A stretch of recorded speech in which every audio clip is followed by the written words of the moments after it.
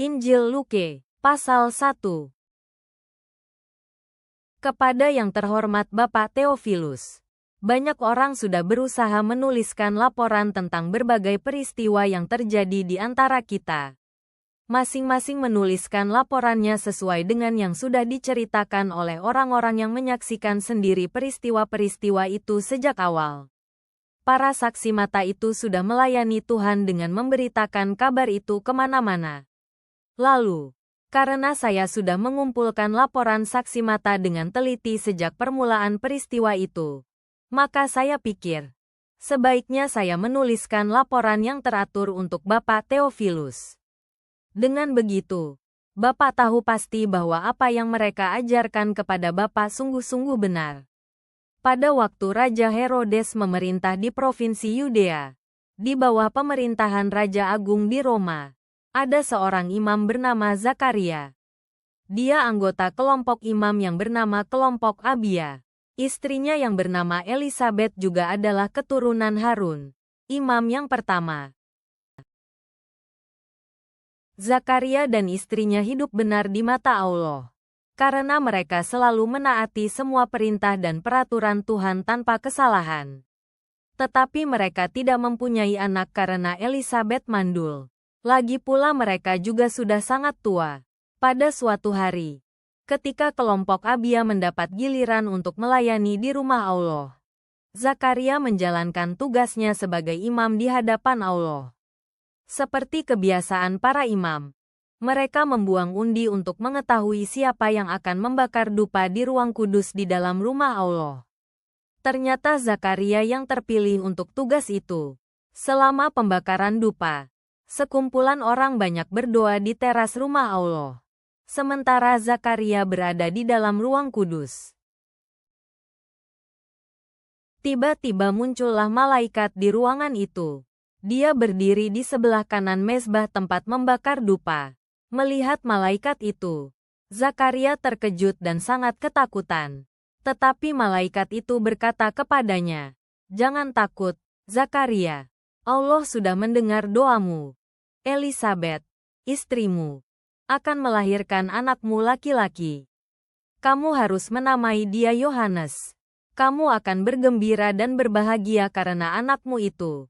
Dan banyak orang juga akan turut bergembira karena kelahirannya. Sebab dia akan menjadi orang yang besar di hadapan Allah. Dia tidak boleh minum anggur atau minuman keras lainnya. Dia akan selalu dipenuhi oleh Roh Kudus. Bahkan sejak dalam kandungan ibunya. Dia akan membimbing banyak orang Israel supaya mereka kembali kepada Tuhan, Allah mereka. Dia akan menyiapkan umat Allah sebelum kedatangan Tuhan ke dunia ini. Roh Allah akan memberinya kuasa untuk dapat bekerja seperti Nabi Elia. Oleh pelayanannya, para orang tua akan kembali mengasihi anak-anak mereka. Dan orang-orang yang tidak taat kepada Tuhan menjadi taat kembali. Dia akan membimbing mereka untuk menjadi bijak dan mau hidup benar. Dengan demikian anakmu itu menyiapkan umat Allah agar mereka siap menyambut kedatangan Tuhan. Lalu Zakaria berkata kepada malaikat itu, "Bagaimana saya bisa yakin bahwa yang engkau katakan itu benar-benar akan terjadi? Saya dan istri saya sudah terlalu tua untuk bisa mendapatkan anak kandung." Jawab malaikat itu, "Nama saya Gabriel. Saya selalu berdiri di hadapan Allah dan selalu siap membawa beritanya. Dialah yang menyuruh saya untuk menyampaikan kabar baik ini kepadamu. Dengarlah, apa yang sudah saya sampaikan kepadamu pasti akan terjadi pada waktunya. Tetapi karena kamu tidak percaya kata-kata saya, maka biarlah ini menjadi tandanya. Kamu akan menjadi bisu sampai apa yang saya katakan terjadi." Sementara itu, orang banyak di luar masih menunggu Zakaria. Mereka heran karena dia begitu lama di dalam ruang kudus. Ketika Zakaria keluar, dia sudah tidak bisa berbicara sama sekali. Karena itu dia terus berusaha memberitahu mereka dengan menggunakan gerakan-gerakan tangan. Sampai akhirnya orang banyak itu mengerti bahwa dia sudah mendapat penglihatan di dalam rumah Allah. Sesudah selesai gilirannya bertugas, Zakaria pulang ke rumahnya di desa. Tidak lama kemudian, Elizabeth istrinya hamil. Selama 5 bulan Elizabeth tidak kemana-mana dan tidak menampakkan dirinya kepada orang-orang karena dia berpikir, sudah begitu lama orang-orang menghina aku karena mandul. Tetapi akhirnya Tuhan mengasihaniku. Jadi biarlah orang-orang tahu bahwa aku sudah hamil ketika mereka melihatku. Ketika Elizabeth hamil 6 bulan, Allah mengutus malaikat Gabriel kepada seorang perawan muda bernama Maria yang tinggal di kota Nazaret di provinsi Galilea. Saat itu Maria sudah bertunangan dengan Yusuf, seorang keturunan Daud.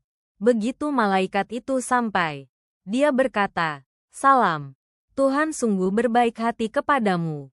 Dia menyertaimu, kamu sungguh sangat diberkati di antara para wanita." Maria sangat terkejut melihat malaikat itu lalu bertanya dalam hati, "Apa maksud salam itu?" Malaikat itu melanjutkan, "Jangan takut Maria. Allah sangat berbaik hati kepadamu. Dengarkanlah, kamu akan hamil dan melahirkan seorang anak laki-laki. Haruslah kamu menamai dia, Yesus. Dia akan menjadi seorang yang agung dan akan disebut Anak Allah yang Maha Tinggi. Tuhan Allah akan mengangkat dia menjadi raja seperti Daud, nenek moyangnya. Dan sampai selamanya dia akan memerintah orang Yahudi, yaitu keturunan Yakub. Kerajaannya tidak akan pernah berakhir." Lalu Maria bertanya, "Wah, bagaimana mungkin semua itu akan terjadi? Karena saya masih perawan." Jawab malaikat itu, "Roh Kudus akan datang kepadamu, dan kuasa yang Maha Tinggi akan datang ke atas kamu. Sehingga anak kudus yang nanti kamu lahirkan akan disebut Anak Allah. Dan lagi, sepupumu Elizabeth juga sedang hamil 6 bulan. Dia akan melahirkan seorang anak laki-laki, padahal umurnya sudah tua sekali dan orang-orang mengatakan bahwa dia mandul. Karena bagi Allah tidak ada sesuatu yang tidak mungkin," kata Maria. "Saya ini hanyalah hamba Tuhan yang hina. Saya tunduk menerima yang engkau katakan itu." Lalu malaikat itu pun pergi meninggalkan dia. Tidak lama sesudah itu, Maria bersiap dan pergi dengan tergesa-gesa ke sebuah desa di daerah pegunungan di provinsi Yudea untuk mengunjungi Elizabeth dan Zakaria. Ketika Maria memasuki rumah mereka, dia mengucapkan salam kepada Elizabeth. Waktu Elizabeth mendengar salam Maria, anak dalam kandungan Elizabeth langsung menendang-nendang kesenangan. Kemudian Elizabeth dipenuhi Roh Kudus. Dan dia berseru, "Maria, kamulah yang paling diberkati Allah di antara semua perempuan. Anak yang ada dalam kandunganmu sekarang juga sangat diberkati. Kini aku sungguh mendapat kehormatan besar, karena ibu yang akan melahirkan Tuhanku datang mengunjungi aku. Begitu aku mendengar salam darimu, anak dalam kandunganku menendang-nendang dengan senang. Kamu sungguh diberkati karena kamu percaya bahwa apa yang Tuhan katakan kepadamu akan terjadi." Kemudian Maria berkata, "Aku memuji Tuhan Allah dengan segenap hatiku. Dan aku sangat bersukacita sebab Allah adalah penyelamatku, karena Dia sudah memperhatikan aku. Walaupun aku ini hanyalah hamba Tuhan yang hina. Oleh sebab itu, mulai sekarang sampai seterusnya semua orang akan mengingat betapa Tuhan memberkati aku. Karena Yang Maha Kuasa sudah melakukan hal-hal yang luar biasa bagiku. Pujilah Allah, sebab Dia kudus. Dari zaman ke zaman, Allah selalu bermurah hati kepada semua orang yang takut dan hormat kepadanya. Seperti zaman dulu. Sekarang pun Allah sekali lagi sudah mulai mengulurkan tangannya dan menunjukkan kuasanya. Dahulu Dia mencerai-beraikan orang-orang yang tinggi hati dan mengacaukan semua rencana mereka. Dahulu Allah juga sudah menurunkan raja-raja dari jabatan mereka, dan meninggikan orang-orang yang rendah hati. Allah pernah memberi makanan yang enak kepada orang-orang lapar sampai kenyang. Tetapi Dia menyuruh orang-orang kaya pergi dengan tangan kosong. Jadi, sekali lagi seperti zaman dulu, Allah sedang menolong Israel. yaitu umat pilihannya, supaya kita sungguh-sungguh melayani Dia. Dia tidak lupa akan janjinya untuk mengasihani kita, yakni janjinya yang Dia sampaikan kepada nenek moyang kita, mulai dari Abraham hingga kepada kita keturunannya sampai selama-lamanya. Maria tinggal bersama Elizabeth kira-kira 3 bulan lamanya. Lalu dia pulang ke Nazaret. Kemudian tibalah waktunya Elizabeth bersalin, dan dia melahirkan seorang anak laki-laki. Para tetangga dan keluarganya mendengar betapa Tuhan sudah bermurah hati kepada Elizabeth, dan mereka turut bersukacita bersama dia.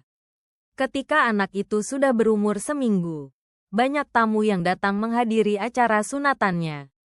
Mereka mau menamai dia Zakaria sesuai dengan nama ayahnya. Namun Elizabeth berkata, "Tidak, dia harus diberi nama Yohanes." Lalu jawab mereka, "Tetapi tidak ada keluarga kalian berdua yang mempunyai nama itu." Kemudian mereka berbicara dengan isyarat kepada Zakaria untuk menanyakan, "Bapak mau memberi nama apa kepadanya?" Zakaria pun minta sebuah batu tulis. Lalu dia menulis, namanya Yohanes. Melihat itu, semua tamu terheran-heran. Saat itu juga Zakaria langsung dapat berbicara kembali, dan dia mulai memuji Allah. Karena keajaiban itu, semua tetangga mereka menjadi takjub dan takut. Kabar tentang segala kejadian itu pun tersebar kemana-mana di seluruh daerah pegunungan Yudea. Semua orang yang mendengar tentang peristiwa itu bertanya-tanya dalam hati, apakah anak ini akan menjadi orang penting? Mereka berpikir begitu karena tampak bahwa kuasa Tuhan menyertai dia. Kemudian Zakaria, ayah Yohanes, dipenuhi Roh Kudus dan bernubuat. Terpujilah Tuhan, Allah Israel. Karena dia sudah kembali lagi kepada umatnya untuk membebaskan kita dari musuh-musuh kita. Allah sudah memberikan kepada kita seorang penyelamat yang siap memerintah dengan penuh kuasa, dan yang berasal dari keturunan Daud, hamba-Nya. Hal itu sesuai dengan rencana Allah yang disampaikan oleh nabi-nabi yang melayani dia sejak zaman dahulu. Mereka sudah menyampaikan bahwa Allah akan menyelamatkan kita dari kuasa semua orang yang memusuhi dan membenci kita. Sekarang terbukti bahwa Allah tidak lupa untuk menepati perjanjiannya yang suci yang pernah Dia janjikan kepada nenek moyang kita, yaitu untuk menunjukkan kebaikan hatinya kepada kita. Karena Allah sudah berjanji dengan bersumpah kepada nenek moyang kita Abraham, bahwa kita akan dibebaskan dari kuasa musuh-musuh kita, supaya kita dapat melayani Allah tanpa rasa takut, sehingga dengan begitu kita bisa hidup suci dan benar di hadapan-Nya seumur hidup kita. Dan tentang kamu, Yohanes anakku, kamu akan disebut Nabi Allah yang Maha Tinggi. Kamu akan mendahului Tuhan dan mempersiapkan segala sesuatu untuk kedatangan-Nya. Artinya, kamu akan memberitahukan kepada umat-Nya cara untuk dapat diselamatkan melalui pengampunan dosa mereka.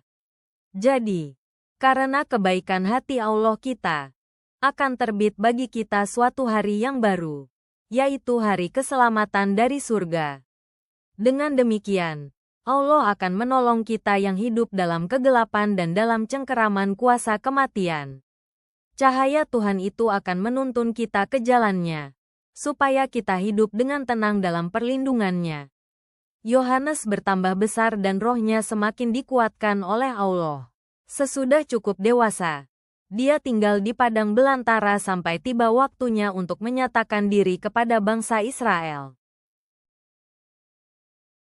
Bapa Surgawi, melalui pengumuman kepada Zaharia dan Maria tentang kelahiran ajaib, tanamkanlah harapan akan terobosan di bidang kehidupan yang mandul saat ini, seperti ketidaksuburan atau impian yang terhenti.